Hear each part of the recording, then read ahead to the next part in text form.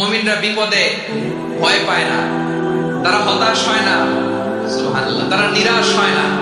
বিশ্বাসীরা হাল ছেড়ে দেয় না, তারা ভরসা রাখে একজনের উপর, চিল্লায় বলতে হবে তিনি কে। কারণ মুমিন জানে the grief isn't permanent, the test isn't permanent, the struggle in our life isn't permanent. আমাদের জীবনের দুঃখ, কষ্ট, স্ট্রাগল এগুলো পার্মানেন্ট নয়। After every difficulties there is an ease. সব কষ্টের পরে একটা সুখ আছে না নাই? রব্বুল আলামিন বলেন ফাইন্না মাআল উসরি ইউসরা, ইন্না মাআল উসরি ইউসরা। ভয় পেও না, চিন্তা করো না, কষ্টের সাথেই আমি রেখে দিয়েছি স্বস্তি। সুবহানাল্লাহ।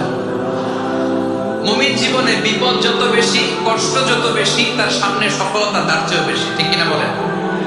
কারণ বিশ্বাসীরা জানে রাত্রি যত গভীর হয়, সুবহে সাদিকের সময় তত আগাতে থাকে। গর্ভবতী নারীর পেটের ব্যথা যত বাড়তে থাকে, ঘরে নতুন মেহমান আগমনের সময় ঘনাতে থাকে। মুমিনদের উপর বিপদ, অত্যাচার, আপদ, পরীক্ষা যত বাড়তে থাকে, কালেমার পতাকা উড্ডয়নের সময় কাছে আসতে থাকে। বিশ্বাসীদের এগুলো হিসাব মেলানো অনেক আগে, এগুলো অনেক আগে হিসাব মেলানো।